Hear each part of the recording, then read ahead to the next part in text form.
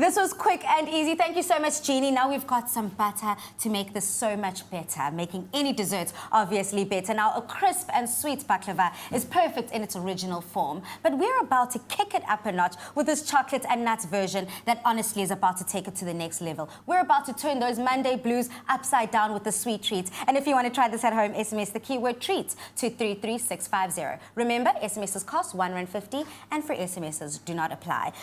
Chef Mo, this is great. I need that algae Neo chef in my house. Me too. Because I also want to be making this dessert and it looks like it'll just be that much easier. Yes, and this dessert recipe is so quick and easy to make. It's just a few layers of pastry, some chocolate, lots of butter, some nuts, and we're good to go. Delicious. Yeah, so I see you've got your phyllo pastry down already. We've got our phyllo pastry, wrapped it up in some damp cloth to keep it from drying out and all of that. We want it nice and moist, so when it bakes, it's going to go even quicker. We're going to start brushing off our base of your dish with the some butter, melted butter. And we're also going to brush our phyllo pastry quite generously with this butter to flavor it, and also this helps to puff it up quite nicely. So as it bakes, it, puffs up. Yes, and it melts. gets bigger. Yeah. And does the butter help for the phyllo pastry not to stick on the dish? Exactly that. So then you do like 3 layers of phyllo pastry. Nice. Just brush it. I actually learned something new for the first time today. Obviously, looking at this recipe, I was so intrigued by the origins of the meal and how it came about.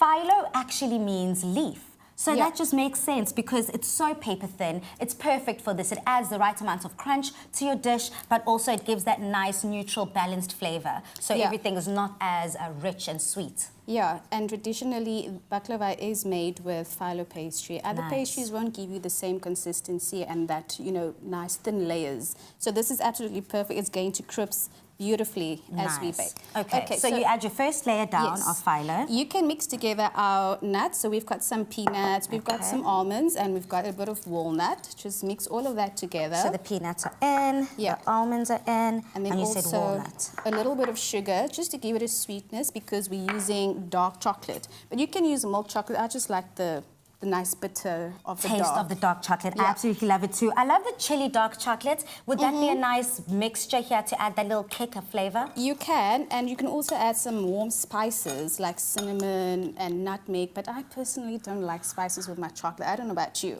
You like to keep it simple? I like it simple. I don't have a sweet tooth, so I like the spiciness to kind of balance out the flavors. If you want to try this at home, remember to SMS the keyword treat to 33650. Now we're about to add our sugar into the mixture. A bit of sugar, and then you mix that all together. Okay, more mixing. Yeah.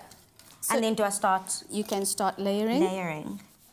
Okay. Just a nice, generous. And then as this cooks, the chocolate melts and it becomes all warm and nutty and melty. Gooey. And, and we've got this batter. Does it get any better than this? It doesn't. It looks absolutely decadent and perfect for this winter weather. I mean, it being a Monday, a lot of us need something comforting when we get home, and I think this dessert will do exactly that. Perfect. So now we're adding our second layer of phyllo. Add a second layer. You can add as many layers as you want to this dish.